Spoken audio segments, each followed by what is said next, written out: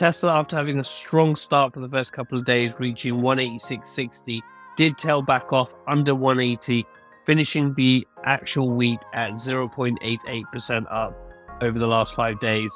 TSLY, however, is up 1.79%, again following the same trend of the underlying, but then peaking back up on the Friday. And again, this is down to the movement of the underlying Tesla going up really slowly. So therefore, the yieldmax TSLY can actually harvest that covered call income, which gives it the actual uplift than it does of the actual underlying. So again, it's no surprise that my TSLY synthetic option is up 2% in the last 5 days. And what we'll do in this video, we'll go through how much money I've made.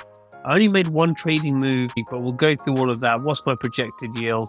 We'll then have a look at the chart, see what Tesla is doing over the next 5 days. So all I ask for is that you smash that like button and don't forget to subscribe. So again, we are up 2% for the week. Again, pretty flat week for the underlying Tesla. So what we did is for those who were watching last week's video, we've got the 180 synthetic. Now, over the recent weeks, I've been buying back and reestablishing my synthetics because either Tesla's going up or Tesla's going down. And then I have to really move around my synthetic to get that covered call income. But because it's pretty flat at 179.24, I decided to keep the synthetic. And what I did is I decided to roll my covered call. So I had the 180 covered call, so the exact same strike as the synthetic.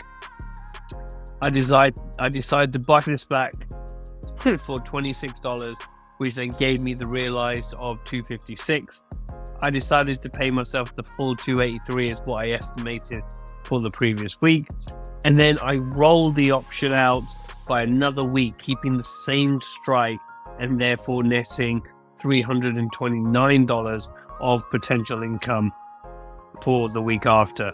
So that $26 that I bought this back is actually within this option here, but I've decided to just pay it for this week, therefore getting me the $283.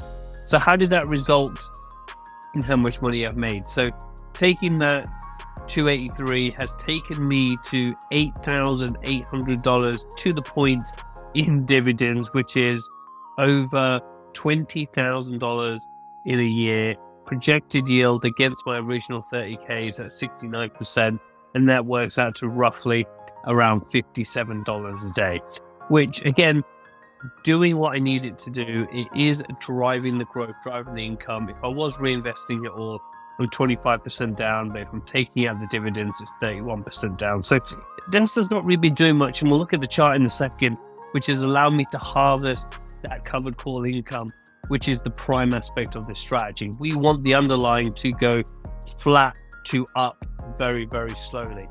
So that is the goal of this option, and this is why I keep rolling at the 180, because there's no need for me to roll to the 182, because do we think Tesla's going to rocket up to 182? Probably, and if it does, okay, I miss out on a couple of $100 of appreciation, but I've already gained an extra 100. That's baked into the covered call income. So again, like I said, I'm not planning on doing anything with the synthetic. I've got the synthetic till the 14th of June at the 180 strike. So if we head over to the chart, again, you can see here, in the last couple of weeks, Tesla's kind of really been in this range, not really doing much, hanging out, chilling out by its pivot point over the last 2 weeks. And again, we don't expect anything to be going here. And again, we've got this previous pivot over here, which was hit, but you can see that price gets that pivot level, decides to use it as a bit of resistance, and comes right back down to the previous pivot level the week before. So again, this is why I like to have these pivot points, because it gives us the kind of ebbs and flow of the underlying of where we expect things to go. So again, if we've worked out this week's pivot, or next week's pivot rather, it's pretty much already there. I think the pivot level is 179.34.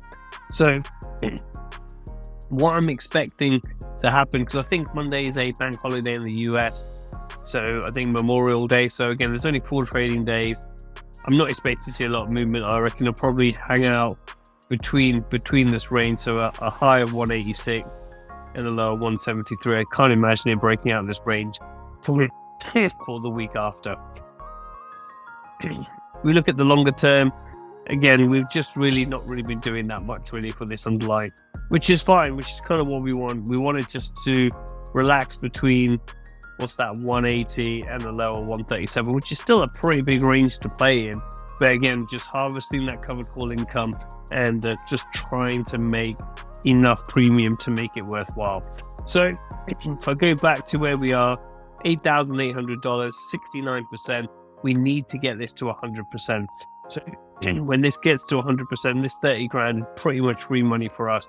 And we'll keep harvesting whatever number we get, whether it's $100, $400, $900 a week. It doesn't matter. It's all free money from that. Make sure you like this video, and I shall see you guys in the next one.